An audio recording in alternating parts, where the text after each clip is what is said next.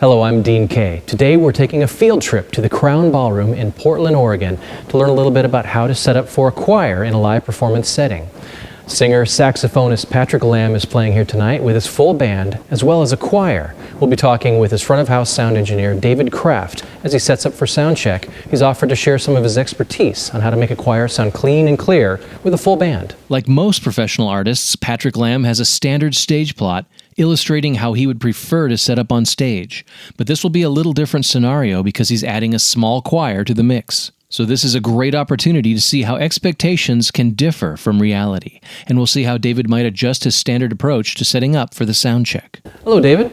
How you doing? I'm good. Thanks for taking the time to let us watch you set up for the sound check today. Oh, my pleasure. This is the Patrick Lamb Band performing today. They're going to be playing with their full band. You do sound for them quite often. What's the normal setup on stage for Patrick?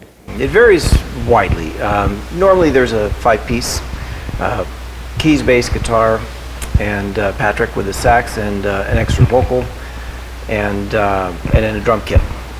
And it can be as big as a 15-piece, 16-piece. It can be as small as a 3-piece. And you deal with all these different configurations on stage then? I do.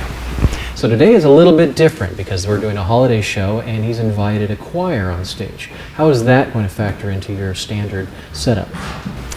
Well, it's going to present a few problems that we'll quickly overcome, I'm sure. With the setup that they've decided on, the choir is going to be split. So we'll have on each side of the stage, and this particular stage is a little bit smaller, so they're going to put them just in front of the stage,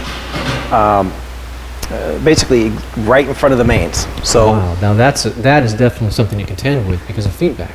It is, but we are using the Audix Microbooms, and I love those mics. They have excellent frequency response. Their pattern is perfect. I don't expect to have too many problems at all, you know, with them. And it's all about positioning and height, and we'll just, you know, give it a go and see how it works. Well, let's go ahead and go up there and set up for the stage today. Okay, let's go. Tonight, we're using the Audix Microboom system, which is an innovative miking system specifically designed for overhead miking applications. So as you can see, we're going to be setting up in a tiered situation. The choir is going to be split. Half will be on this side. They'll be up these steps, and a slight challenge is going to be the fact that we're going to be facing these microphones right into the mains. Normally these mics will do 15 people with one mic. We're going to put two mics. We'll have 6 people here and 6 over there. The choir does have, they do require a couple of handheld wireless for solos and things that they do, and because they're going to be singing as they come in. So they'll have those, but we're going to have 2 microbooms set up, and we don't have to push them as hard, having more. These microbooms are carbon fiber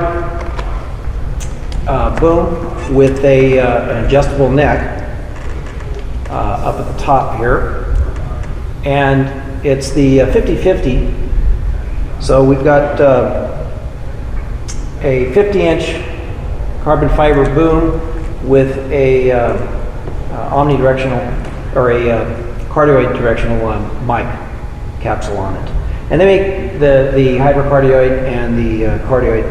We like using the cardioids, and there's quite a few times, depending on the size of the choir and the placement of the band and proximity to the choir, where we do have to use the hypercardioid. If the choir were to be set up behind the band tonight, then we'd definitely be using the hypercardioid pattern microphones. So what I'm going to do is I'm going to put these on, these small booms, and it allows us to have a little bit of adjustability for height, because we can go up and down with a small boom, as well as we can go up and down with the micro boom itself. So with these being adjustable, it works out great. If you're outdoors, put a windscreen on them. It's just a phenomenal night. And they have a really, really nice RF rejection they're immune to cell phones. Everybody's had the experience where most of the time it's an iPhone. They just radiate like crazy. Someone will have one in their pocket, and if they're close by, you can pick up all kinds of that noise through the mics, through the wireless mics as well. But these condensers, it can get you. Very, very low profile.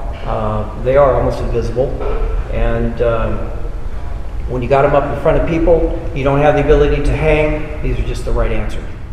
The Audix Microboom is a modular system consisting of a 50-inch carbon fiber rod with a specially designed miniature condenser microphone from the Micros series. The Micros are the world's smallest fully integrated condenser microphones.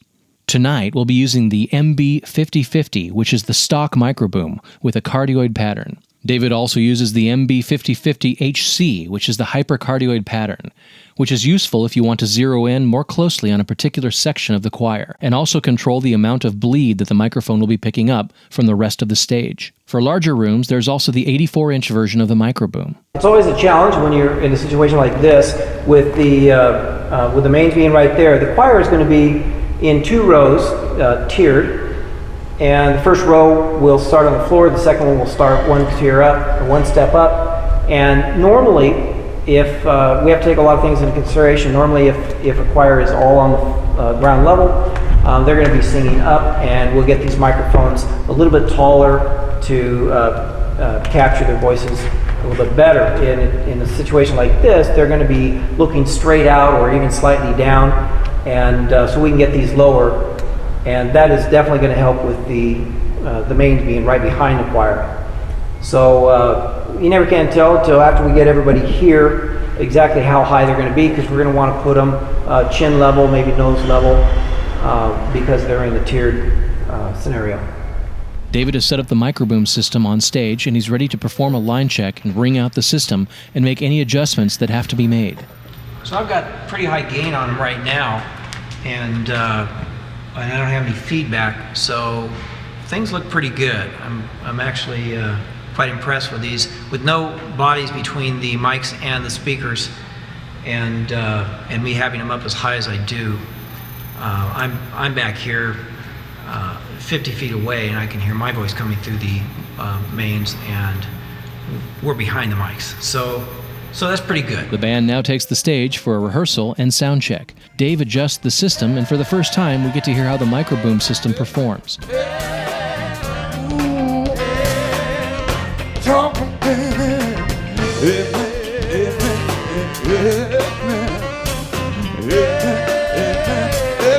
Dave brings up the choir in the mix, and everything sounds clean and clear. No feedback issues, and the vocals sound great in the mix. All right, Dave, we did the sound check, and it sounded remarkably good. We had the choir on both sides of the stage with them in front of the mains and no feedback. Yeah, they're remarkable microphones with the patterns those have. They did really well. We could hear the choir. We didn't have the feedback problems. And now it's just time for showtime. All right. We've been behind the scenes at the sound check, watching how David plans for and executes a sound check that incorporates a choir and a band in a live performance setting.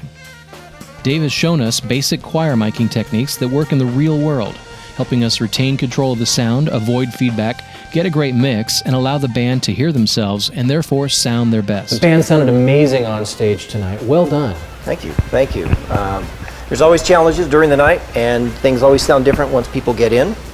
And during showtime, it actually was a lot easier than I expected. Even with those microphones right in front of those mains, I'm just excited that they did so well. It's so interesting how you can start off with the expectations before the show begins of a stage plot and how things are going to go, and then you never know even who's going to show up that night, and if there's going to be guest artists, and if the choir is going to be 6 or 8 or 10 or 12 people for this, but nonetheless you manage to deal with the real world applications of making this work.